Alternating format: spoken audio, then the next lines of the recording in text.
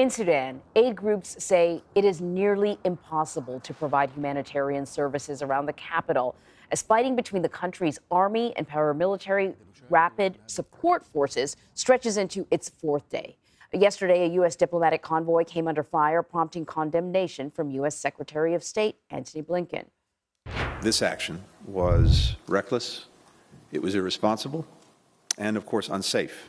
In the calls that I had this morning with Generals Hamedi and Burhan, I made very clear that any attacks, threats, dangers posed to our diplomats were totally unacceptable. Well, BBC News Africa reporter Mercy Juma is joining me now to talk a little bit about things. Mercy, just to start things off, what is the current state of the situation on the ground with these two sort of battling groups and also with the people that are essentially being held hostage in their homes?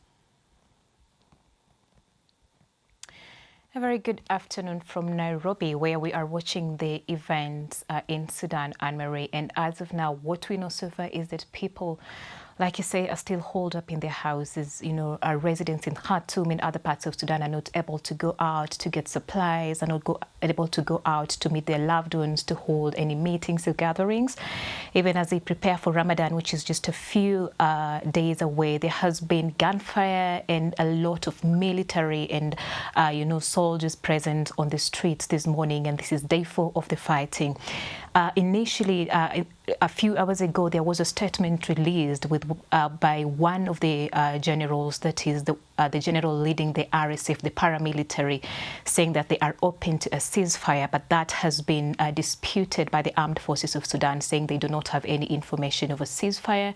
So for now, we do not know if the civilians will be able to go out or if the people who are wounded, who are about 1,800 and above, will be able to access medical assistance. So a lot of uncertainty still in Sudan. You know, twice so far in 2 days, the U.S. Secretary of State Antony Blinken has commented on this conflict.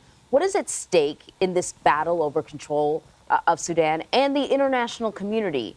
You know, what is at stake for them, too? Because it certainly seems like the international community is keeping a close eye on developments there. Indeed, this is, a development that is really getting attention, not only regionally, but globally. And, if you just focus on the U.S. and the relationship between the U.S. and Sudan, when Omar al-Bashir was in power, the relationship between the two countries was really spicy. There was a lot of mistrust.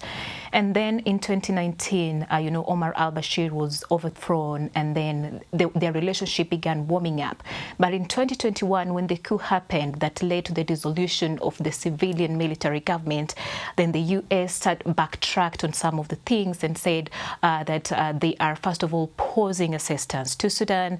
And these current developments will probably harm further the relationship between the two countries, which had started warming up, and not just the U.S., even other countries. We're seeing a lot of interest from countries like Russia. We're seeing a lot of interest from, the UAE, and even regionally. So a lot of interest without Sudan. It certainly is. Mercy, thank you very much.